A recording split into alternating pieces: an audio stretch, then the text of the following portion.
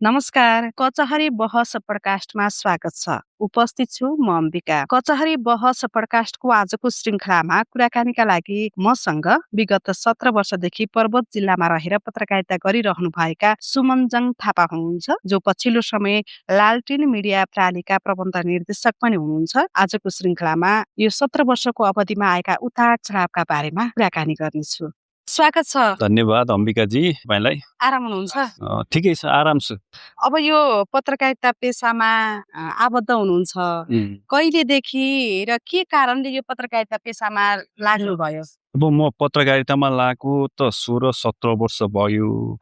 तर के कारणले प्रवेश गरेँ भने त्यो बेला यही कारण भयो, एकदमै समाजै परिवर्तन गर्नुपर्छ, देशै परिवर्तन गर्छ भनेर त्यसरी म लागेको पनि होइन। आफूलाई चिनाउनका लागि अथवा मलाई कसैले चिन्ने हुन्थ्यो अथवा रेडियोमा बोल्ने एउटा हुटुटीका कारणले गर्दाखेरि चिनिदियोस् मलाई वरिपरिकाले भन्ने लाएर सुरुवात गरेको पत्रकारिताको जर्नी त्यो चाहिँ हो। रहरमा पत्रकारिता क्षेत्रमा प्रवेश गर्नुभयो।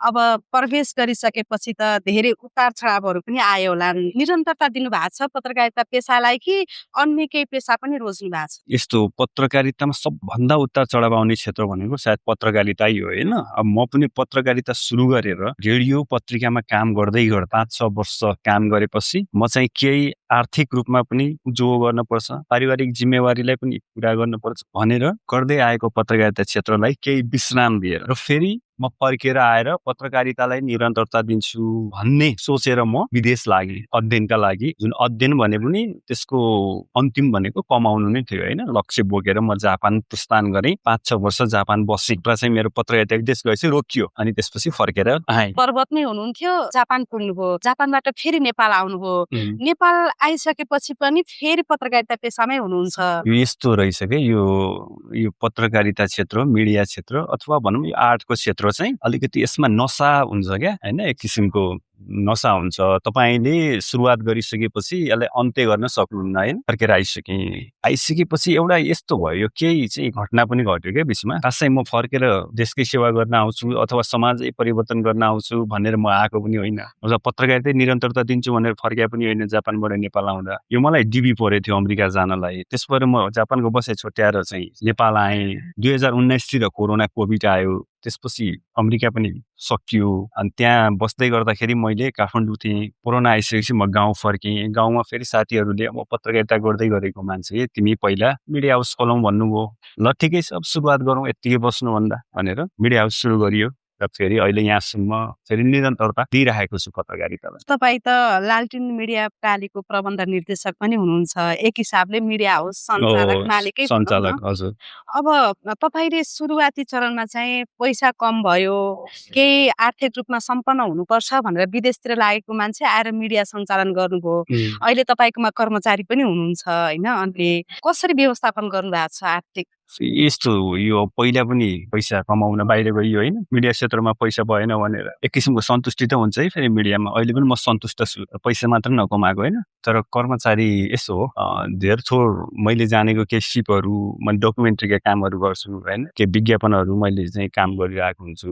अनि यसरी नै मैले चाहिँ गाउँपालिका पालिकाहरूको प्रोजेक्टहरू हामीले लिन्छौँ र विभिन्न तालिमहरू पनि हामी सञ्चालन गर्छौँ, होइन? उद्घोषणा तालिम, सार्वजनिक सुनवाईहरू हामी गरिरहेका हुन्छौँ। यी यावत कुराहरूले केही रकम चाहिँ मिडियामा आउँछ। त्यो रकम चाहिँ हामीले हाम्रो साथीहरूलाई तल बाँड्नका लागि नपुगे पनि धेर थोर त्यसलाई चाहिँ बाँकी राख्दै किस्तामा पनि हामी उपलब्ध गराइरहेका छौँ। तर सङ्घर्ष नै छ यो आर्थिक मामिलामा त मिडियामा एकदम चरम सङ्घर्षको दौडमा छौँ कि हामी। यस्तो सन्तुष्टिवाला चाहिँ कमाइको हिसाबमा छैन। तर म आफैलाई सोध्नुहुन्छ भने म चाहिँ एकदम ह्याप्पी छु, खुसी छु। त्यहाँ कस्तो छ भने हामीलाई चल्न के सहिलो छ भने पत्रकार महासङ्घको नेतृत्वमा एउटा बास्केट फन्ड भन्ने छ। त्यहाँ चाहिँ गाउँपालिकाहरू, नगरपालिकाहरूले वर्षमा तपाईँको पहिले नगरपालिकाले 10 लाख, गाउँपालिकाले 5 लाख हाल्छ। 7वटा पालिका छ।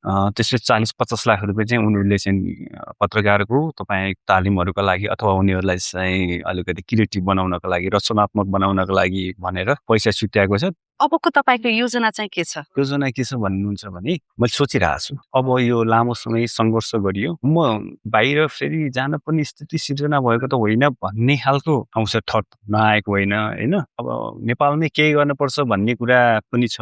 समय र संवादका लागि धेरै धेरै धन्यवाद। एकदम धन्यवाद अम्बिकाजीलाई पनि यो अवसरको लागि है। आजको कुराकानीका लागि मसँग पत्रकार सुमनजङ थापा हुनुहुन्थ्यो।